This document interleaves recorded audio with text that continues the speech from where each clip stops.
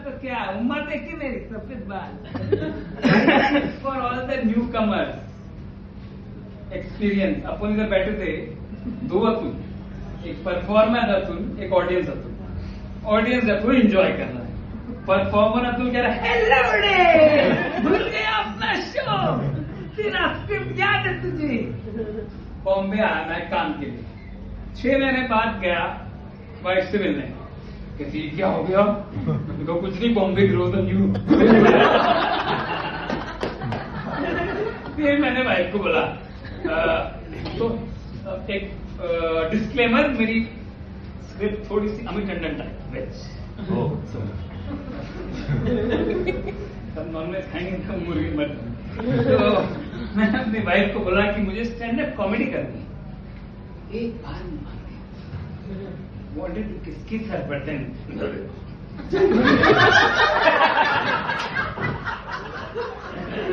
Record हो रहा है मुझे मालूम। तो फिर आया उसका सरकैज़म। सरकैज़म एक अंग्रेजी का शब्द जो कि सरकास्टिक और ऑर्गेज़म को मिला। और फिर वो बोली हाँ तुम जाओ स्टैंड अप के लिए, कम से कम स्टैंड होगी।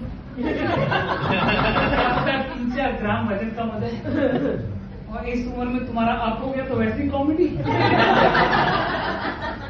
तो ये मेरी वाइफ का स्टैंड अप कॉमेडी के बारे में perspective like an asshole, everybody got one.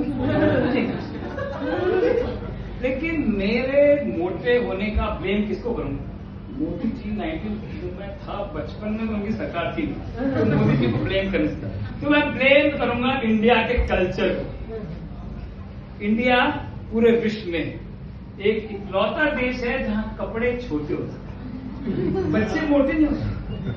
बचपन में कान के नीचे किसने बोल दिया होता कि मोटे मत खा, इतना फट जाएगा, तो कह रहे कपड़े छोटे हो रहे, कपड़े छोटे हो रहे। बच्चे के दिमाग का पर्सपेक्टिव देखो, कह रहे ये साले कपड़े कंपनी वाले डैडी से इतने पैसे लेते हैं, पहले 1-1 साल में छोटे होते, अब 6-6 महीने में छोटे होते। तो ये कोई नया तरह का फैब्रिक क्यों नहीं ला रही कि जिससे कपड़े छोटे ना हो? तो इसी तरह लुढ़कते पुढ़कते खाते पीते हम भी मोटे हो गए और हम बड़े हो गए, और फिर वो इनएविटेबल हमारी शादी हो गई। शादी के बाद मेरी वाइफ जो थी उस टाइम में बिल्कुल पतली, और मोटे लोगों के पास फोन के अलावा एक और चीज होती है common. Any guesses? Royal Enfield बोले। मैं ज्यादा पहुंच नहीं देता, मेरे 2 ही गेस्ट है, 7 ही मिनट है।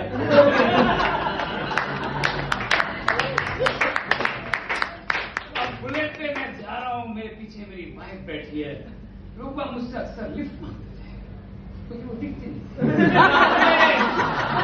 विशाल शरीर के सामने, लेकिन मैंने बाय गॉड की कसम कभी उनको उतर के पीटा नहीं, लिपस्टिक नहीं करके छोड़ देता था। कौन उतरे उनके पीछे भागे, उनको पीटे, वो इतनी फुर्ती थी नहीं। फिर अभी बुलेट और वाइफ में 2-3 चीजें कॉमन होती है। Any guesses? Okay, time come, sorry जल्दी बताइए। Both are loud.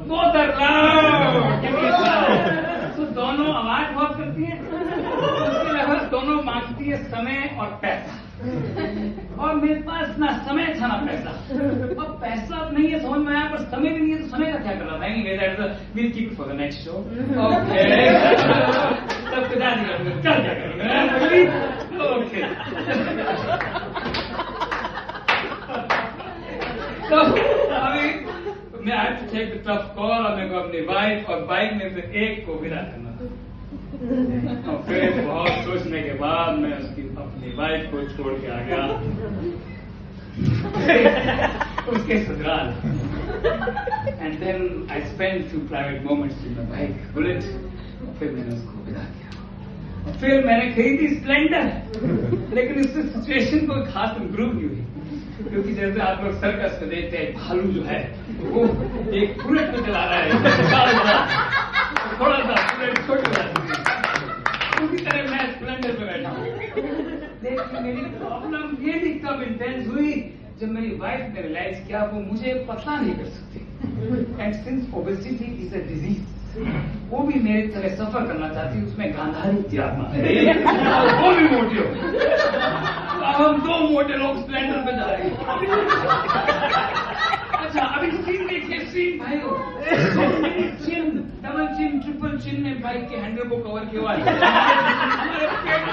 स्प्लेंडर को कवर किया हुआ है, और रमेश सिद्धि की रामायण की तरह दो लोग हवा में चल रहे हैं।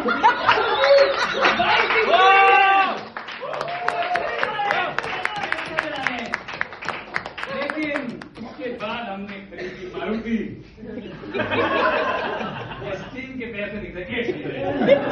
आप लोगों ने जरूर वो रिडल सुनी होगी, how do you put two elephants in Maruti. अब ये रिडल किसी काल्पनिक घटना पे आधारित नहीं है।